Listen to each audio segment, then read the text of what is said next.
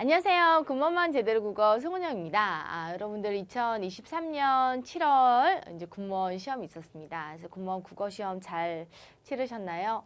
뭐 공부한 대로 실력 발휘 잘해서 잘 치렀다는 분들도 있으시고 조금 아쉬웠다라는 분들도 있으신 것 같습니다. 뭐 전반적으로 국어 시험은 쉬웠던 것 같습니다. 그래서 우리가 공부했던 범위 안에서 다 이제 나온 것 같고요. 뭐 특이성 있는 문제라기보다는 좀 성실하게 공부를 했으면 다 소화할 수 있는 수준이지 않았나라는 생각을 합니다. 하지만 뭐 시험이라는 게 우리가 열심히 준비하고 다 공부하고 숙지했던 것이라도 그 상황에 이제 좀 실력 발휘가 안 되는 경우도 있을 수 있었던 것 같아요. 그래서 아쉬움이 남는 것 같고 전반적인 시험의 경향 간단하게 말씀을 드리고 문제풀이 들어가도록 하겠습니다. 여러분, 저희 이제 군무원 시험은 확실하게 이제 공무원 시험과는 차별화가 되는 것 같습니다. 공무원 시험은 이제 거의 뭐 비문화 유형의 위주로 이제 많이 출제가 되고 있는데, 군무원 시험은 여전히 이제 문법이 9문항 출제가 돼서 문법의 비중이 굉장히 높았습니다. 그리고 이제 문학과 비문학 이제 고루 출제가 되었고요. 문법 문제 같은 경우는 우리가 뭐 형태소 분석이라든가 그다음 품사 문제, 그리고 뭐 한글 맞춤법 문제, 그리고 로마자 표기법 문제, 그리고 표준어 문제 특히 또 많이 나왔습니다. 그래서 우리가 공부하는 범위, 우리가 예상하는 범위, 어문 규정이라든가 이제 이론 문법에서 문법이 다 나왔기 때문에 사실은 이제 어렵지 않게 정말 문법을 소화하실 수가 있었을 것 같습니다.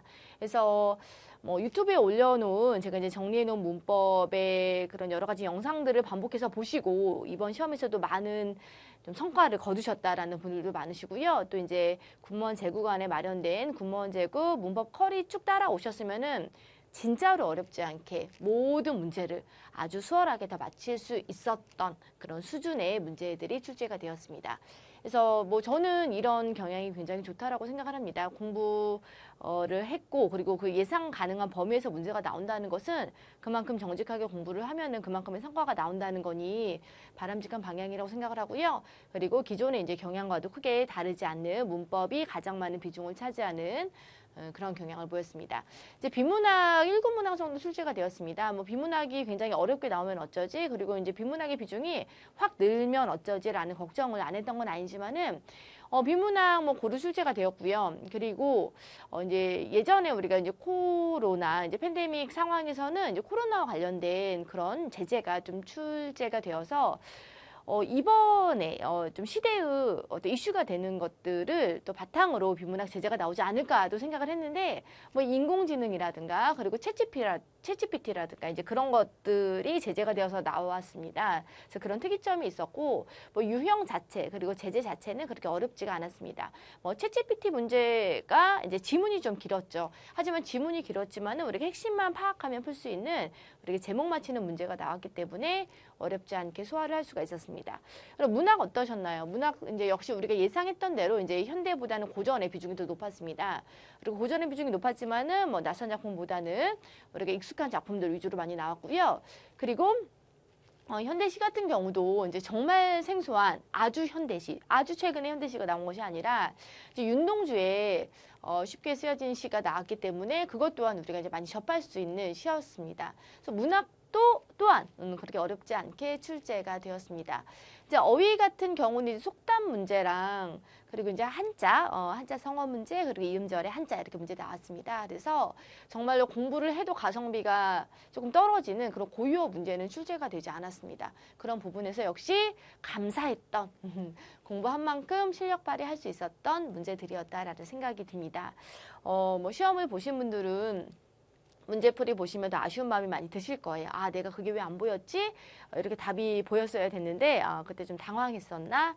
좀 낯선 상황에서 조금 긴장했었나라는 생각으로 좀 아쉬움이 있으실 것 같고, 또 다음 시험 준비하시느라고 해설강의 들으시는 분들은 이런 유형과 이런 흐름과 또 충분히 이제 뭐 제가 이제 군무원 제국 커리를 열고 있기 때문에 그렇게 이제 일정한 커리큘럼을 타고 있으면 다 맞힐 수 있는 그런 범위와 수준이구나라는 생각에 자신감을 얻고 또 흐름을 파악할 수 있는 시간이 될 거라는 기대로 해설 강의를 출발을 하려고 합니다.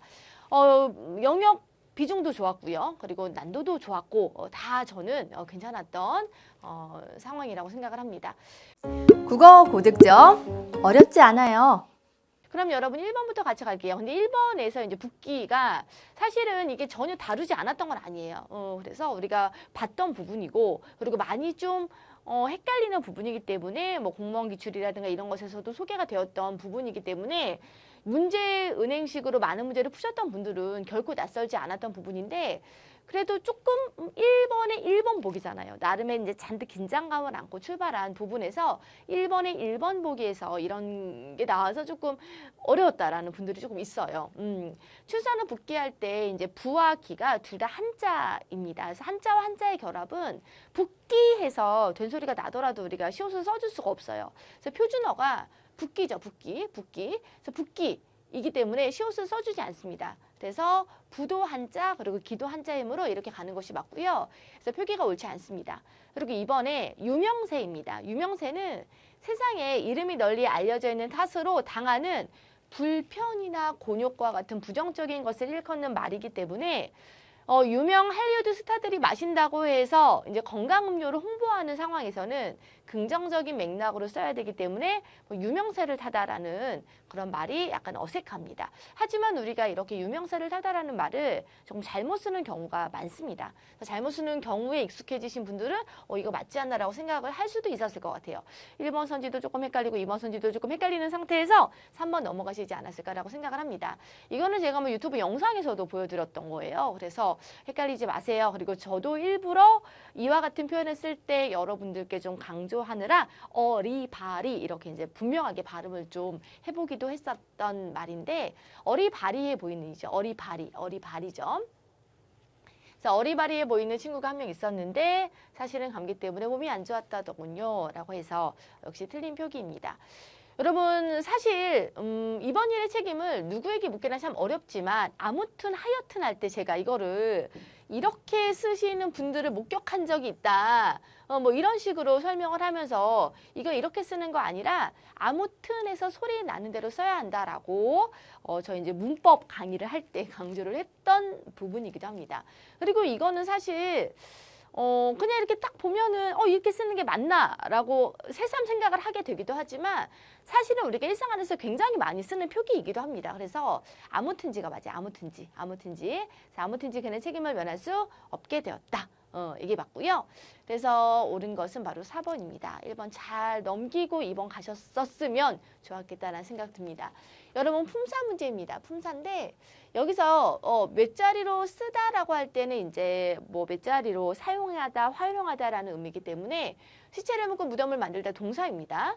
그리고 한턱을 썼다라고 할 때도 이것도 마찬가지로 한턱을 내다, 뭔가 크게 사람들에게 뭔가 베풀다라는 그런 의미이기 때문에 움직임과 작용의 의미가 크죠. 그러므로 동사임을 알 수가 있고요. 여러 번 실패를 경험했지만 언제나 그 맛은 썼다. 여러분 맛이라는 그 주어가 나왔습니다. 맛이 쓰다라는 것은 어떤 것의 상태나 성질이 분명하므로 이것은 형용사다라는 감이 확 오셨을 것 같아요. 그리고 나머지는 모두 어떤 움직이는 작용을 나타내는 그런 동사이다라는 생각을 하셨을 것 같아요.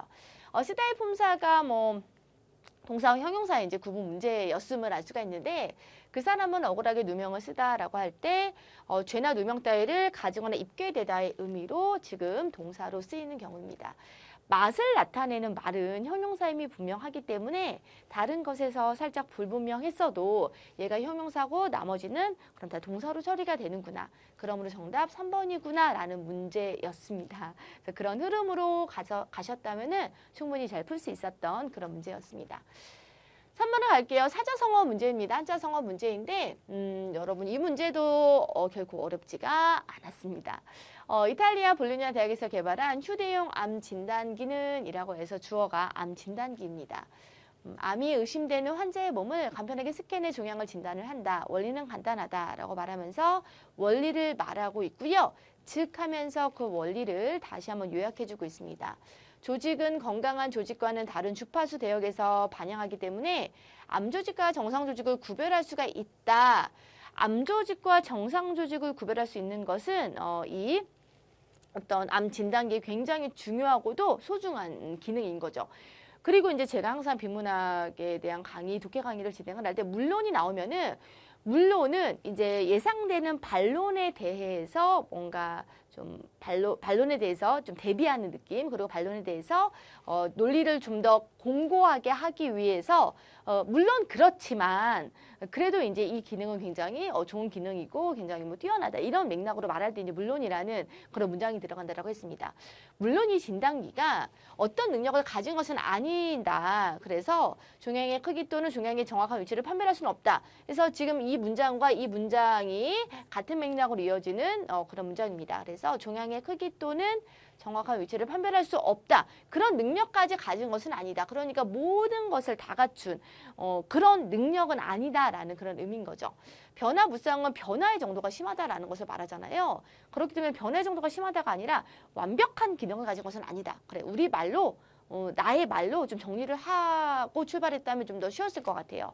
완벽하고 정말 흠결이 없는 그런 기능을 가진 것은 아니다라는 맥락으로 쓸 때의 사자성어라고 이제 보시면 되겠습니다. 무소불위, 그렇죠? 하지 못하는 일이 없다 라는 그러한 사자성어가 맞죠. 하지 못하는 일이 없는 그런 기능을 가진 기기는 아니다. 이런 건 사실 못한다라고 이제 말하고 있기 때문에 정답은 2번이 됨을 알 수가 있습니다. 그 다음 선견지명이라는 것은 앞일을 내다보는 것을 말하잖아요. 어떤 일이 일어나기 전에 미리 앞을 내다보는지를 아는 지혜를 우리가 선견지명이라고 하기 때문에 적절하지가 않고요. 그리고 괄목상대는 눈을 비비고 상대방의 발전이나 뭐 어떤 학식의 정도가 너무 뛰어나져서 다시 보게 됨을 이제 말을 하는 것입니다. 눈을 비비고 상대편을 본다는 뜻으로 남의 학식이나 재주가 놀랄 만큼 부쩍 늘었음을 의미하는 말이라고 이제 볼 수가 있습니다. 그래서 우리가 가장 적절한 것은 바로 2번이었음을 알 수가 있죠. 4번 문제 갈까요? 로마자 표기법. 자신 있죠. 우리 많이 연습했고 로마자 표기법은 원리가 명확하기 때문에 공부를 하면은 다 적용해서 잘 맞힐 수 있습니다. 의정부 시할 때 이 붙임표 필수라고 했습니다. 그리고 의의할 때 UI로 처리가 된다는 거 많이 헷갈리는 부분인데 UI로 처리가 되고요. 의정부시 좋습니다.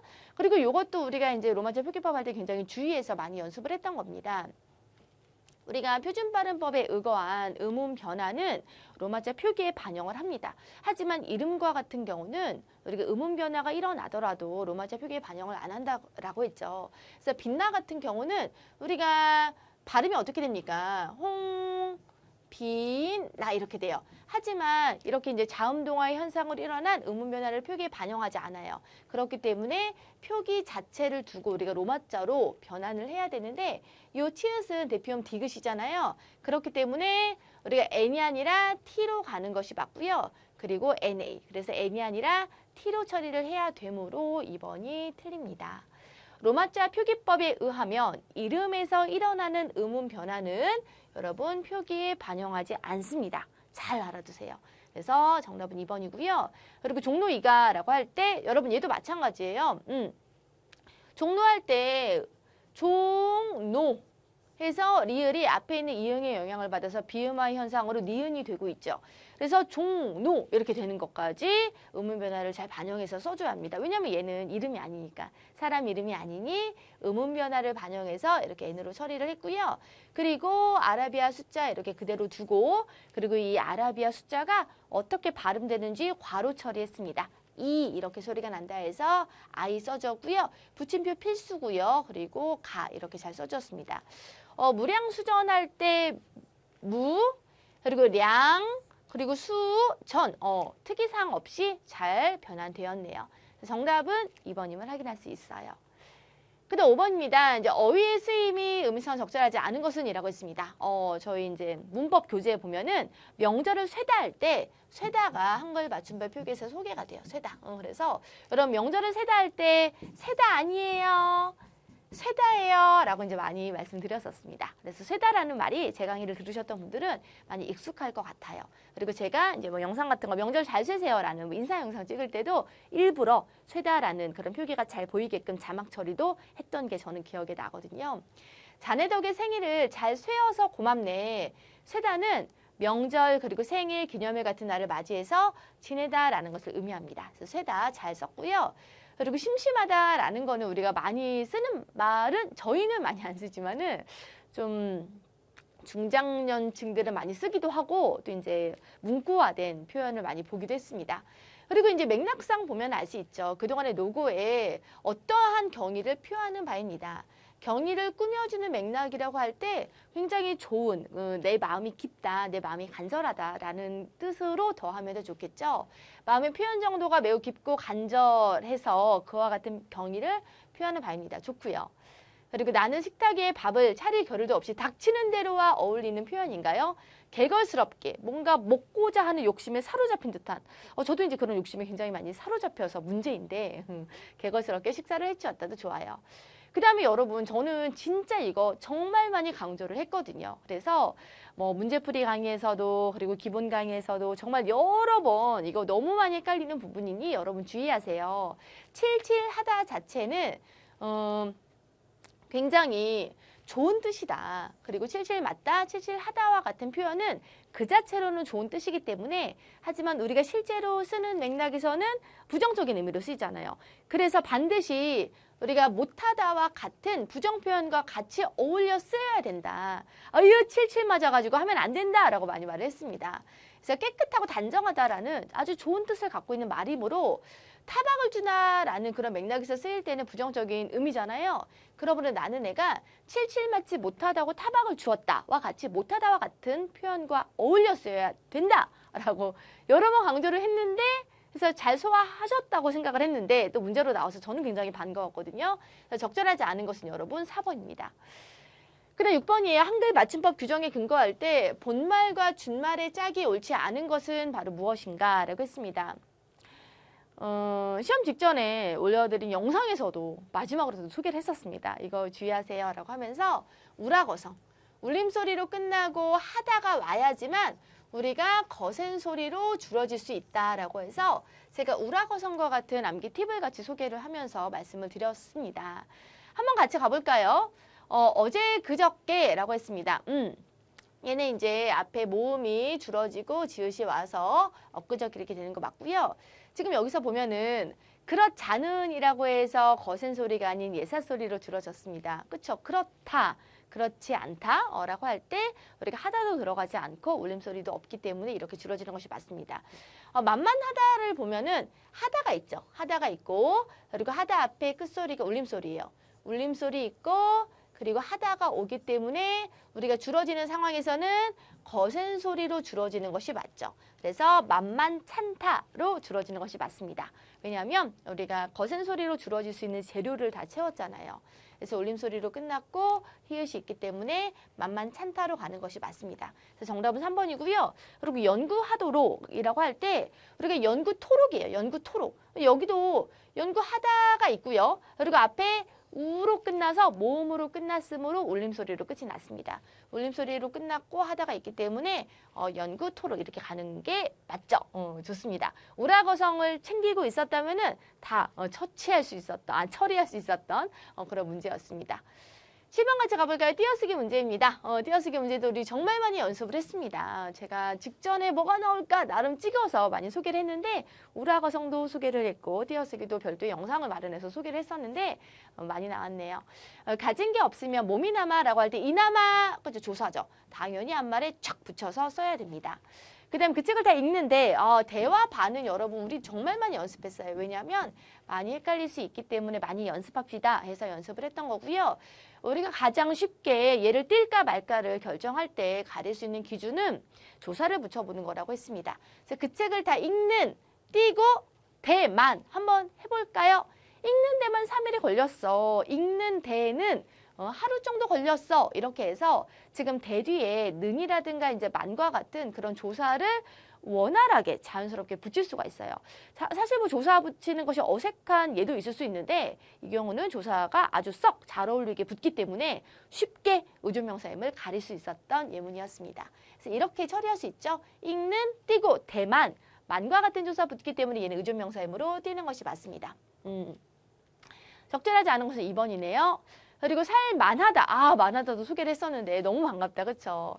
살띄고 만하다라고 할 때 이 만과 같은 의존명사에 하다와 같은 말이 들어가서 이렇게 보조용언이 된 경우 얘는 앞말과 띄는 것이 원칙이다 라고 했습니다. 그래서 띄는 것이 원칙으로 잘 처리가 됐네요.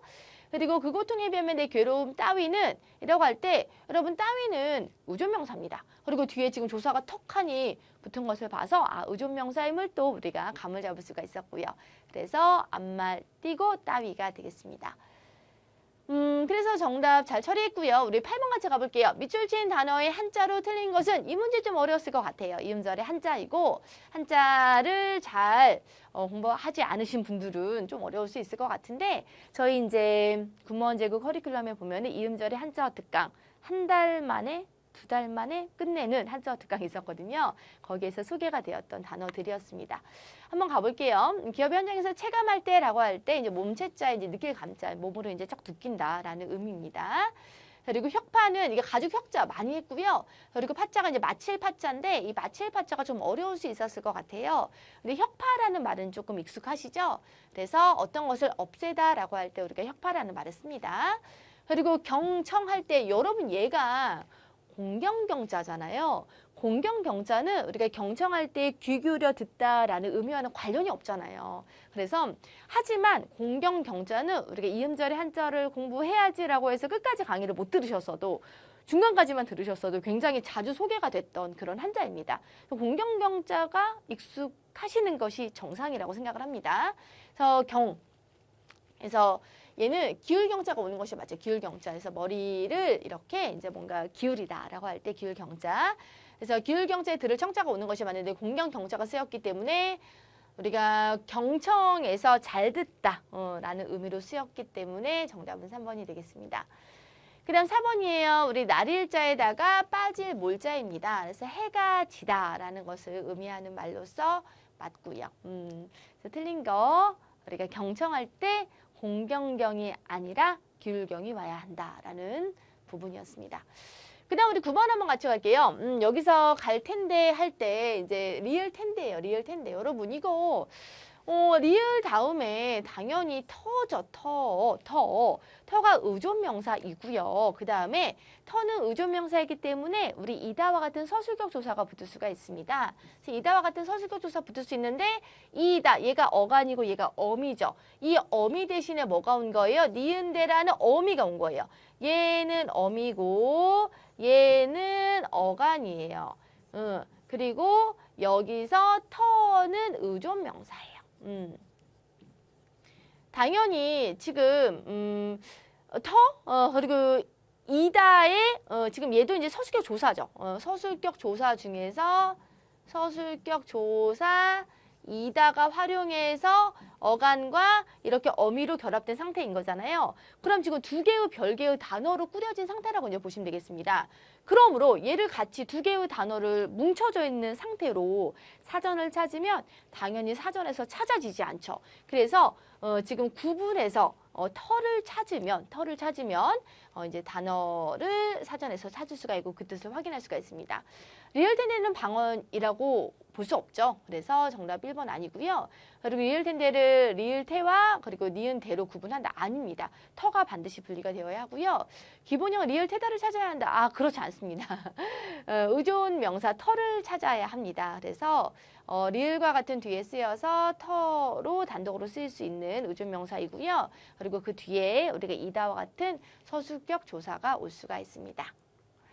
정답은 4번이죠. 그 다음 10번을 갈게요. 저자의 의도를 가장 적절하게 설명한 것은 독해 연습 많이 하셨으면 뭐 의도, 제목, 뭐 중심 내용 찾는 문제 잘 하실 수가 있습니다. 인공지능과 관련된 부분이기 때문에 시대의 이슈가 되는 거 좀 사회적으로 많이 좀 핫한 그런 제재를 챗GPT도 그렇고 이렇게 소개를 하고 있다는 점에서 우리가 하지만 제재 자체가 어렵지 않기 때문에 또한 이런 문제를 겨냥해서 이렇게 시험을 대비하는 입장에서 뭐 신문을 계속 일간지를 구독한다든가 뭐 그럴 필요까지는 없을 것 같습니다. 하지만 이런 부분에 대해서 나올 수 있겠구나, 좀 관심을 둬야겠구나 정도는 생각하시면 좋을 것 같습니다. 인공지능을 말하고 있지 인공지능이 무엇이다 라고 말하고 있고요. 그리고 인공지능의 기능에 대해서 말하고 있네요. 인공지능이 뭐다라고 말했고 인공지능은 기본적으로 보고 듣고 읽고 말하는 능력을 갖춤으로써 인간과 대화할 수 있을 뿐만 아니라 합리적인 결정을 내릴 수가 있다라고 이제 말하고 있습니다. 그러면서 인공지능에 대한 기반이 되는 정보를 딱 말을 했어요. 그리고 가장 핵심적으로 말하고자 하는 건 이거죠. 이겁니다. 그러면 이렇게 인공지능이 이런데 인공지능은 반길 1인가 아니면은 주인과 노예의 관계를 역전시키는 재앙이라고 경계해야 되는가? 답을 주었나요? 우리에게 답을 주지 않았어요. 던지고 끝냈습니다. 야, 이거 반길 일이야? 아니면 재앙이야? 이거 좋은 거야? 아니면 나쁜 거야? 라고 우리가 문제를 제기하고, 그리고 반길 일인가, 좋은 일인가, 나쁜 일인가에 대해서 뭔가 쟁점이죠. 인공지능에 대해서 여러 가지 의견이 분분할 텐데 그 양갈래의 의견을 던지고 글을 끝냈단 말이에요. 이건 바로 무엇입니까? 쟁점을 제기한 거죠. 그래서 쟁점을 제기하고 끝냈다라고 이제 보시면 되겠습니다. 너무너무 쉬웠던 문제였습니다. 정답은 1번이에요. 기억이 들어가기에 가장 적절한 속담은 무엇인가라고 했습니다. 고전 산문이 이제 춘향전이 나왔는데 사실 이 문제는 소설 문제라기보다는 그러니까 속담 문제, 어휘 문제에 포함이 되기 때문에 제가 이제 어휘의 개수에 포함을 시켰습니다. 춘향이가 마지막으로 유언을 하는 그런 상황입니다. 이제 내가 본관 사또 생신잔치에 꼼짝없이 죽게 됐다. 그러니까는 지금 이몽룡이가 왔는데 이몽룡이가 그냥 행색이 허름해. 그렇기 때문에 얘가 뭔가 잘 됐다는 생각이 안 드는 거죠. 그래서 이몽룡이가 나를 장례를 잘 치러주기를 지금 바라고 그렇게 부탁을 하고 있는 그런 상황입니다. 서방님 이렇게 해주세요 라는 그런 상황인 거죠. 그러면서 이제 그 춘향의 자기의 죽을 날을 기다리면서 자기의 장례를 어떻게 치러주세요 라고 말하는 춘향이를 바라보는 이몽룡의 마음이 얼마나 안 듣겠습니까? 그러면서도 사실은 자기가 이제 비장의 무기를 갖고 있는 거잖아요. 춘향이를 곧 살릴 거잖아요. 하지만 지금은 말할 수 없는 거잖아요. 춘향이는 충분히 희망적인 상황임에도 불구하고 그 희망적인 상황임을 춘향은 모르고 있는 거잖아요. 그렇기 때문에 은근슬쩍 우회적으로 야, 너 안 죽을 수도 있어 라는 걸 말하고 있는 상황입니다. 오 춘향아 오냐 춘향아 오지 마라. 내일 날이 밝거두면 상여를 탈지 가마를 탈지 그 속에 누가 알려마는 네가 너는 죽을 거라고 생각해서 상여 탈 거라고 생각하지만 아니야. 가마 탈 수도 있어. 좋은 날 올 수도 있어 라고 말하고 있습니다. 천붕우출이야 라는 것은 이제 하늘에서 소가 떨어진다라는 건데 소자리가 있잖아요. 그래서 어떤 그 정말 하늘에 열리면 이제 뭔가 그 지각 변동이 크게 일어나서 천체의 좌표가 바뀐다 뭐 이런 거거든요. 따라서 지금 우리가 힌트로 삼을 만한 말은 천붕우출이라는 말을 아셨던 분들은 거의 없었을 것 같고요. 상여를 탈지 가마를 탈지 그리고 춘향전의 이런 맥락 이몽룡은 이미 이제 어사로 급제해서 온 상황이고 춘향을 살릴 수 있는 상황이기 때문에 춘향에게 야, 네 인생 앞길 어떻게 될지 몰라라는 그런 맥락으로 말하고 있다라는 그 춘향전의 기본적인 줄거리를 떠올려서 답을 푸시면 되겠습니다. 모두 아니죠. 이거죠. 하늘이 무너져도 솟아날 구멍이 있다 라는 겁니다. 하늘이 무너져도 솟아날 구멍이 있다가 천붕우출과 비슷한 맥락입니다. 그래서 아무리 어려운 상황이지만 아주 그냥 큰 변화와 크게 좋은 일이 갑자기 올 수 있고 네가 살 길이 있을 수 있다라는 그런 맥락의 말이기 때문에 춘향전의 줄거리와 그리고 이몽룡의 말을 통해서 이 흐름을 통해서 4번의 속담이 맞음을 알 수가 있었습니다. 정답은 4번이에요. 다음 작품의 언어에 대한 설명으로 옳은 것은 바로 무엇입니까? 우리 이 작품은 우리가 어부사시사인데 이 어부사시사가 사실은 중요한 게 아니었어요. 이거는 중세국어를 좀 묻는 그런 문제의 방향으로 나왔기 때문에 하지만 작품 우리가 많이 접했었습니다. 연잎의 잎은 니은 첨가 현상이 표기에 반영된 것이다 라고 되어 있는데 그렇지 않죠. 잎이라는 말은 우리가 옛날의 입의 옛말입니다. 그리고 써있노라 라는 것은 여기 지금 보면은 청양립은 써있노라 청양립을 쓰고 있다. 녹사에는 가져왔느냐? 라고 이제 말하고 있는 것이기 때문에 현재 진행형의 표현으로 현대국어에서는 고있다를 이용해서 표현하는 것으로 바뀌었죠. 그리고 그러면 정답 2번이 맞나요? 그쵸. 그리고 3번에 닭과 존난가는 당시 실제 발음대로 적은 것이다 라고 되어 있는데 물론 디귿과 시옷이 발음이 구별되던 시절이 있었습니다. 표기가 구별되듯이 발음이 다르게 발음이 되던 때가 있었다라고 했어요. 하지만 이제 후기로 넘어오면서 이 디귿과 시옷의 발음이 둘 다 디귿이 되었다라고 했습니다. 이제 국어의 역사에 보면 그렇게 나와 있는데 지금 이 작품은 임진왜란 이후의 작품입니다. 그러므로 지금 시옷과 디귿을 구별해서 발음하는 상황이 아니었으므로 둘 다 디귿으로 발음이 되는 상황이었습니다. 그래서 3번도 틀리고요. 반찬을 안에서 반찬은 이런 의미지 일항이 아니에요. 반찬은 이라고 해서 한번 볼까요? 반찬은 장만을 마라라는 것입니다. 반찬, 일항, 장만, 마라 이상하잖아요. 그래서 은을 넣어보고 일항을 넣어봐도 여러분들이 쉽게 이것도 해결할 수 있었던 부분이었습니다. 정답은 2번이 되겠습니다. 13번부터 이어가도록 할게요.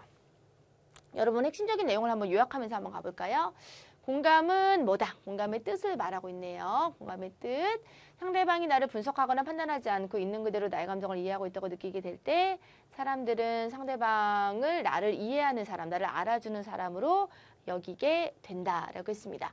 가치 그리고 효능 뭐 이런 식으로 해석을 해볼 수 있네요. 공감의 뜻 그리고 공감의 가치와 효능. 판단 기준과 가치관이 다른 사람의 생각과 느낌을 공감을 하면서 이해하는 것은 여간 어려운 일이 아니다라는 것은 어려운 일이다라는 거죠. 사람은 누구나 자신의 느낌과 생각을 바탕으로 말하고 판단하고 일을 결정하게 되므로 상대방의 입장을 헤아리고 그의 느낌과 생각을 내가 그렇게 생각하고 느끼는 것이 이야기가 어렵다. 여기도 어렵다. 여기도 여간 어려운 일이 아니다라고 말했습니다. 그러므로 여기까지 가서 뭐예요? 공감의 어려움을 말하고 있어요. 공감의 어려움.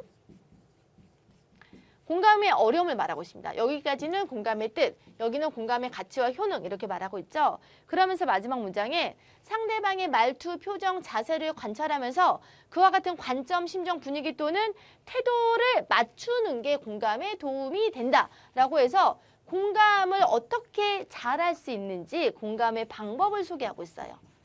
이렇게 읽으시면 끝나거든요. 지금 여기서 문제가 가부터 라에 해당 내용을 넣을 때 가장 적절한 위치는 이라고 했는데 공감의 출발은 상대방의 이야기를 경청하면서 상대방의 감정하는 느낌이 어땠을까를 헤아리면서 이해하도록 노력하는 것이다. 그리고 그것을 비언어적, 언어적으로 표현하는 것이 중요하다라고 해서 여기에서의 내용은 이미 공감의 방법이에요. 공감을 하는 방법을 담고 있으므로 우리가 공감의 뜻과 효능, 공감의 어려움을 말하는 이 윗부분은 아니고 공감의 방법을 소개한 이 부분의 앞부분, 라에 해당한다라는 것을 알 수가 있습니다. 그리고 여기서도 도가 있어요. 조사, 도. 조사, 도, 공감에 도움이 된다라고 했기 때문에 이거는 앞에 어떤 맥락이 이미 하나의 방법이 소개가 됐음을 보여주는 표지가 됩니다. 그러므로 정답은 4번이 되겠네요. 14번 갈까요? 고려가요 가실이 나왔네요. 가시렵니까? 가시렵니까? 여러분 얘는 아무 뜻이 없는 말이라고 했습니다. 절대로 나는으로 해석을 하면 안 됩니다라고 제가 몇 번이나 강조를 했단 말이죠. 가시렵니까? 가시렵니까? 나를 버리고 가시렵니까? 위 증류가 대평성대, 나, 난 이런 것들은 그냥 여음부다라고 말을 했어요. 나보고 어찌 살라 하고 나를 버리고 가시렵니까? 잡아두고 싶지만 서운하면 아니올까 두려워. 리으쉐라 아니올까 두려워 잡지 못합니다. 서러운님 보내옵나니 가시자마자 다시 돌아오세요 라는 그런 뜻의 이별의 정한을 담은 고려가요 가실이었습니다. 여러분 고려시대 불리던 노래입니다. 여러분 이건 기본적으로 아셔야 되죠. 고려가요입니다. 제목은 가실이다 라는 거 맞고요.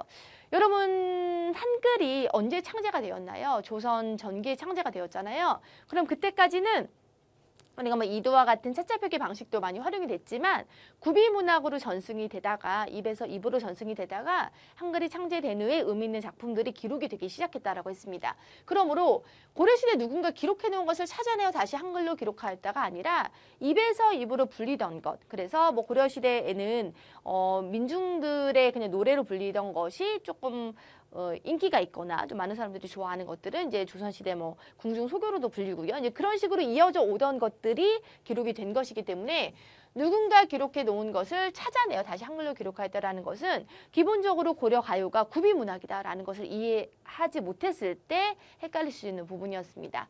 정답은 3번이고요. 후렴구는 궁중악으로 불리면서 발생한 것으로 추정이 됩니다. 그렇죠?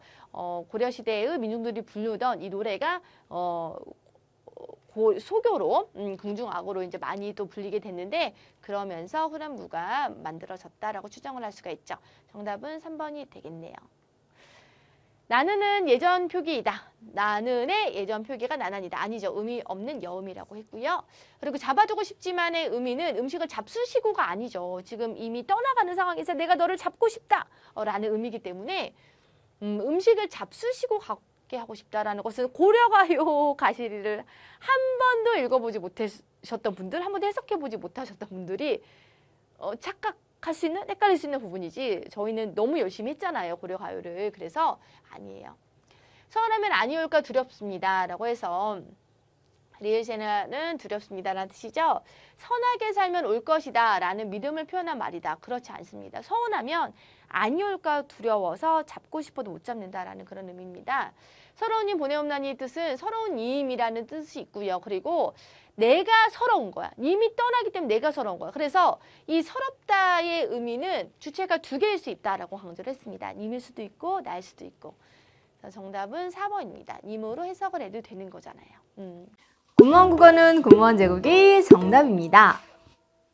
16번 한글 맞춤법 중에서 우리 문장보 사용법에 대한 설명입니다. 이 설명에 어긋나는 예문은 바로 무엇인가? 라고 했어요. 우리 문장보와 관련해서 중요하다. 별표 치고 이것쯤은 문제로 많이 나왔다라고 하는 부분들이 또 소개가 됐어요. 한 문장 안에 몇 개의 선택적인 물음이 이어질 때 맨 끝에 물음에만 쓰고 각 물음이 독립적일 때는 각 물음의 뒤에 쓴다라고 했어요. 그러니까 대답이 여러 개가 나올 때 질문에 대한 대답이 각각일 때는 물음표를 여러 개 쓰고 그렇지 않을 때는 하나만 쓴다라고 했습니다. 그리고 또한 이제 괄호, 소괄호 쓸 때죠.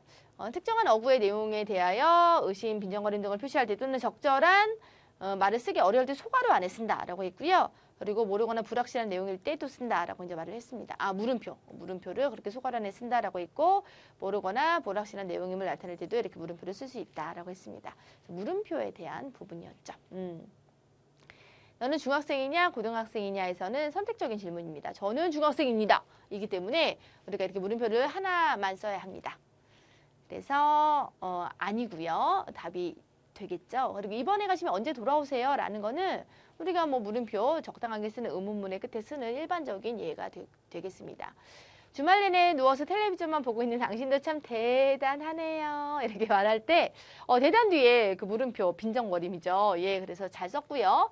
그리고 노자가 이제 몇 년도에 태어나서 몇 년도에 죽었는지가 불확실하기 때문에 우리가 물음표를 처리한다. 해당되는 예와 관련이 있습니다. 그래서 정답은 우리가 앞에서 선택적인 질문과 관련된 부분이죠.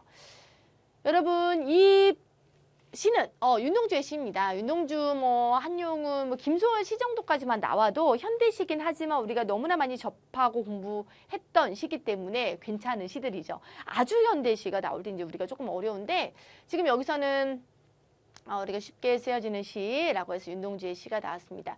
윤동주 시의 주된 정서는 제가 뭐라고 했죠? 성찰 끝에 나오는 부끄러움이라고 했습니다. 성찰 끝에 나오는 부끄러움이 주된 정서이고 그와 같은 정서를 역시 또 바탕으로 하는 시가 되겠습니다. 창밖에 밤비가 속살거려 육첩방은 남의 나라. 육첩방은 이제 다다미 방이 이제 6개로 이렇게 구성이 된 6개의 조각으로 만들어낸 그 일본의 전통 다다미의 방을 말합니다. 그래서 그렇게 우리나라의 그런 방과 다르게 생긴 그 육첩방의 다다미 방을 보면은 이 나라가 남의 나라지라는 것을 깨닫게 된다라는 거죠. 내가 이방인이다라는 걸 깨닫게 된다라는 것입니다. 시인이란 슬픈 천명인 줄 알면서도 한 줄 시를 적어볼까? 시라는 것은 바로 무엇입니까? 자신의 정서를 표출하는 수단이 되죠. 그래서 내 마음을 한번 읊어볼까? 내가 내 생각을 한번 표현해볼까라는 거죠. 땀내와 사랑내 포근히 품긴 보내주신 학비 봉투를 받아, 그죠? 어머니가 부모님이 그렇게 이제 열심히 공부하라는 의미에서 학비를 보내주셨어요. 대학 노트를 끼고 늙은 교수의 강의를 들으러 간다. 늙은 교수가 말하는 강의는 최신 시대적 이슈를 포괄하는 강의가 아닐 확률이 높겠죠. 그리고 특히 이방인의 정서, 그렇게 일제가 우리나라를 지배하고 있는 이런 불합리한 상황에 대해서 인지하지 못하고 있을 가능성이 굉장히 많은 그런 교수일 거예요. 그런데 그런 교수의 강의를 듣는 자신의 운명에 대해서, 자신의 처지에 대해서 지금 성찰을 하고 있는 상황입니다. 생각해보면 어린 때 동무들 하나둘 죄다 잃어버리고 나는 무얼 바라. 지금의 나죠. 현실의 납니다. 나는 무얼 바라. 나는 무얼 바라. 지금 이 현실에 일본으로 유학 와서 시를 배운다고 시를 쓰고 교수의 강의를 들으러 다니며 나라의 현실에 직접 참여하지 못하고 외면하고 있는 그런 나는 계속 가라앉을 수밖에 없는 거죠. 생각을 하고 시대에 대해서 생각을 하면 할수록 이렇게 뭔가 환희와 기쁨에 넘치는 것이 아니라 가라앉을 수밖에 없는 거예요. 뭔가 마음이 우울할 수밖에 없는 거죠. 나는 다만 홀로 침전하는 것일까. 인생은 살기 어렵다는데 시가죠. 시가 이렇게 쉽게 쓰여지는 것은 부끄러운 일이다. 그렇죠? 이제 윤동주의 시에서 시적 화제의 정서는 이거예요. 나는 시대의 아픔에 적극적으로 참여하지 못하고, 그리고 시대가 우리나라의 현실이 좀 이제 바뀌어야 되잖아요. 좋은 쪽으로 가야 되는데 거기에 전혀 기여하지 못하고 그렇게 시나 쓰는 게 참 부끄럽다라고 이제 말하고 있습니다. 첫방은 남의 나라 창밖에 밤비가 속살거리는데 이제 다시 한번 자기가 이방인이다. 나는 조선인인데 이제 이방의 나라에 나와 있다라고 생각을 하는 거죠. 창밖에 밤비가 속살거리는데 등불을 밝혀 어둠을 조금 내밀고 시대처럼 올 아침을 기다리는 최후의다. 여기서의 나는 현 시대의 자아라고는 볼 수가 없습니다. 여기서의 나는 성찰을 해서 어떻게 나아가야 하는가를 생각하는 지금 현실의 나가 아닌 다른 나죠. 지금의 시대는 어둡지만 등불을 밝혀서 어둠을 내몰고 아침을 기다리는 그러한 현실 속에 비관하는 나가 아니라 새로운 자인 거죠. 나는 나에게 작은 손을 내밀어. 여기서 나는 그치, 성찰의 자아, 그리고 여기서는 현실 속에서 신음하는 자아이죠. 성찰의 자아가 현실의 나에게 작은 손을 내밀어서 눈물과 위안으로 잡는 최초의 악수를 한다라는 것은 지금 현실의 자아가 성찰적 자아로 이제 나아가면서 변화하고, 그리고 이렇게 어둠의 시대를 몰아내고 조금 밝은 시대를 소망하는 그런 나로 이제 거듭나는 거잖아요. 그래서 새로운 삶을 살기로 생각하게 하는 어떤 계기가 되는 내용이라고 보시면 되겠습니다. 우리 문제 한번 볼게요. 가장 적절하지 않은 것은 바로 무엇인가 라고 했습니다. 육첩방은 남의 나라라고 할 때 조선인으로서의 정체성에 대한 인식을 드러내고 있다는 게 맞죠. 육첩방을 보면서 아이고 일본의 다다미방 좋네 라고 하는 것이 아니라 아 맞아 이 방은 이 나라는 내 나라가 아닌 나라지 라고 하면서 나는 조선인이지 라고 생각을 하게 하는 그런 인식을 드러내주고 있고요. 그리고 한 줄 시를 적어볼까 라는 거는 식민지 지식인으로서의 소명의식을 드러낸다 라고 했는데, 지금 보면은 한 줄 시라는 것은 바로 무엇입니까? 자신의 생각과 의사를 표현하는 거잖아요. 그렇기 때문에 내가 그래도 내 생각을 그리고 이 시대를 성찰하는 그런 내용을 한번 말해볼까라는 것이므로 지식인으로서의 소명의식을 드러낸다라고도 해석을 할 수가 있습니다. 근데 부끄러운 일이다라는 거는 자기 자신에 대한 부끄러움을 나타내고 있는 거죠. 그래서 부정적인 현실, 일제강점기라는 이 어두운 시대에 내가 부모님이 주신 학비를 받아서 강의를 들으러 다니고 이제 공부를 하고 시를 쓰는 게 부끄러운 일 아닐까라고 생각하고 있는 것이기 때문에 부정적인 현실에 적극적으로 저항하지 못하는 자신을 반성하고 성찰하는 결과이다. 라는 거지 친일파 지식인에 대한 비판 정신이라고는 보기 어렵습니다. 그 다음에 최초의 악수는 그쵸? 어두운 현실을 극복하려는 화제 의지로 보여집니다. 맞습니다. 여러분 A, B는 현실적 자아이고 그리고 CD는 성찰적 자아이다 라는 게 맞죠. 여기서 나는 할 때의 그리고 여기서부터 둘 중에 하나가 아닌 현실적 자아이기 때문에 여기서는 현실적 자아이고 그리고 내가 꿈꾸는 자아, 어떤 이상적 성찰적 자아라고 볼 수 있는 것은 C와 D라고 볼 수가 있겠습니다. 그래서 나머지 모두 맞지 않아요. 이 시의 제목에 대한 이해로 가장 적절한 것은 바로 무엇입니까? 쉽게 쓰여지는 그런 시에 대해서 부끄러움을 느끼고 있는 거예요. 내가 원활하게 일본에 대학 다니면서 공부하고 있고 그리고 뭔가 시도 쉽게 쓰고 있고 뭐 이런 거에 대해서 왜 다 이렇게 쉽게 시인을 지망하는 사람이 쉽게 시를 쓰는 건 좋은 거잖아요. 근데 이걸 왜 부끄러워하고 있냐는 거죠. 왜 얘를 참여하고 있냐는 거죠. 바로 시대가 이렇게 어려운데 내가 시나 쉽게 쓰고 있는 게 과연 잘하는 일인가? 라고 생각을 하기 때문입니다. 가장 적절한 것은 소박하게 나타낸 작품이기 때문에 그러하다. 맞지 않고요. 독립지사로서의 저항정신을 아주 직접적이고 뚜렷하게 드러내서 그렇다라고도 보기 어렵습니다. 이것도 확고한 신념을 표현했기 때문에라고 하기도 어색하고 시인으로서의 인간적인 갈등 그리고 자아 성찰을 담아 어렵게 쓴 작품이기에 반어적으로 표현해서 쉽게 쓰인 시라고 한 거죠. 사실은 이렇게도 해석할 수가 있는 거죠. 그러니까는 내가 시를 만약에 정말로 쉽게 썼다고 해도 그 쉽게 쓴 상황에 대해서 어려움을 느낄 수가 있는 거죠. 왜냐하면 시대가 이렇게 어려운데 나는 시를 이렇게 쉽게 쓴다라는 흐름의 해석일 수도 있어요. 또 하나는 뭐냐면 사실은 자기에 대해서 성찰한다는 것은 굉장히 쉬운 일이 아니에요, 여러분.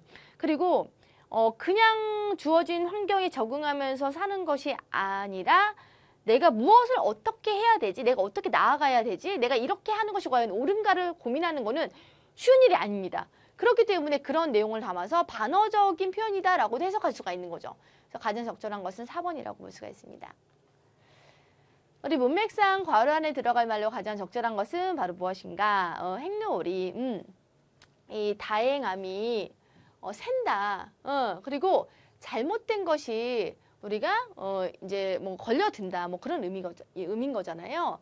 그래서 운 좋게 누락되거나 잘못 걸려드는 것을 말한다라고 해서 행로오리의 뜻을 말하고 있습니다. 걸려든 사람만 억울하다라고 이제 말했습니다. 그래서 이와 같은 맥락을 가져가면서 걸려든 사람만 억울한 그러한 내용이 괄호 안에 나와야겠죠.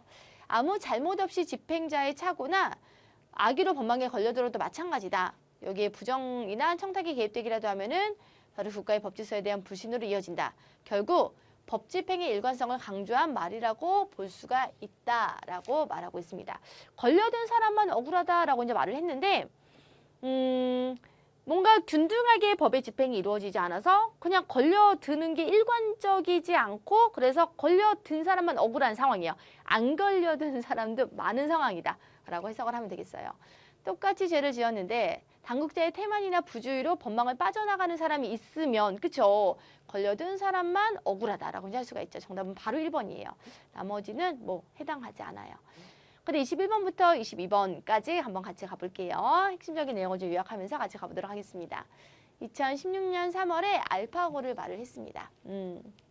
그러면서 AI 산업의 발전에 대해서 말하면서 기대만큼 성장을 못했는데 이것은 킬러 애플리케이션이 나오지 않았기 때문이다 라고 했어요. 그래서 AI 산업이 발전했지만 킬러 애플리케이션이 나오지 않았던 상황을 말하고 있습니다. 그런데 또 다른 모멘텀이 드디어 등장했다라고 이제 말하고 있죠. 챗GPT죠. 챗GPT를 이제 체험했다. 그리고 챗GPT가 정말 중요한 영향력을 행사할 수 있는 그런 모멘텀으로 등장을 했다라고 챗GPT에 대해서 화제를 던졌습니다. 그리고 말을 하죠. 많은 사람이 챗GPT는 모든 산업의 지각 변동을 불러일으킬 것으로 기대한다라고 말하면서 이게 바로 킬러 애플리케이션이다라고 이제 말을 했습니다. 그런데 이 킬러 애플리케이션은 어떤 특정한 기한까지만 데이터가 지금 반영이 되어 있지 그 이후에 아주 최근에 데이터는 반영이 안 되는데 왜 이렇게 만들었을까라고 이제 문제를 제기를 했습니다. 그러면서 거기에 대한 답을 하기 위해서 챗GPT가 언어 모델이다라고 이제 말을 했죠.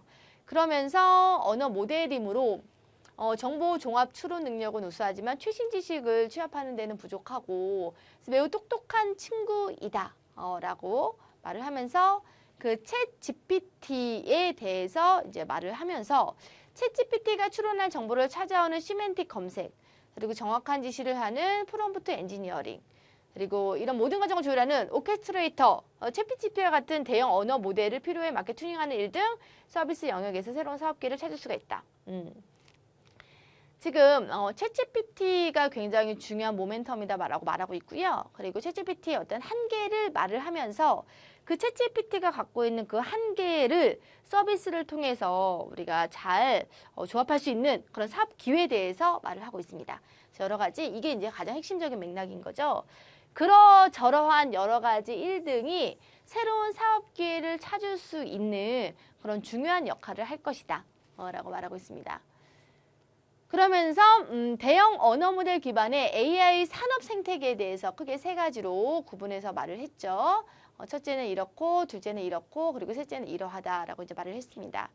그러면서 LG, CNS도 서비스 기업이고 우리나라에서도 많은 서비스 기업이 나와서 함께 국가 경쟁력을 높여나가기를 기대해본다라는 바람으로 끝이 났는데 간단하게 말하면 이제 AI 산업에서 이제 가장 핵심이 될 만한 그런 모멘텀으로 챗GPT가 등장을 했다.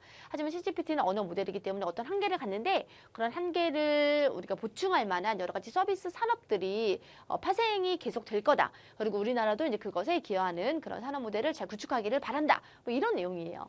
그러면 우리 이 글의 제목으로 가장 적절한 것은 무엇인가? 글이 길었지만 포인트는 바로 무엇입니까? 챗GPT를 거론하면서 챗GPT를 더 안전하게 채워넣을 서비스 산업 개발에 대해서 말을 하고 있습니다.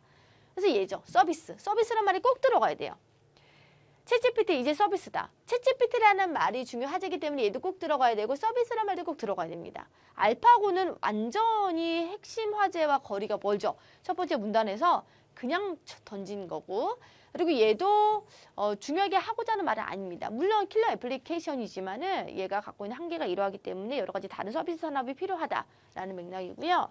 그리고 대형 언어 모델 자체를 제공하는 빅데이터 기업에 주목하라라는 것은 그냥 세부적인 내용입니다. 정답은 1번이죠. 이 글에 대한 내용에 대한 예를 적절하지 않은 것은 바로 무엇인가? 그쵸. 알파고를 지금 뛰어넘는 정말 너무나 킬러 애플리케이션이 등장을 했는데 그게 챗GPT다라고 말을 했고요.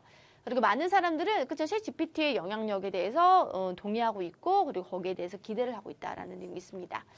그리고 챗GPT는 정보를 종합하여 추론하는 언어 모델이에요. 언어 모델. 여기서 굉장히 강조했던 건 언어 모델이고 지식 모델이 아니다라고 했습니다.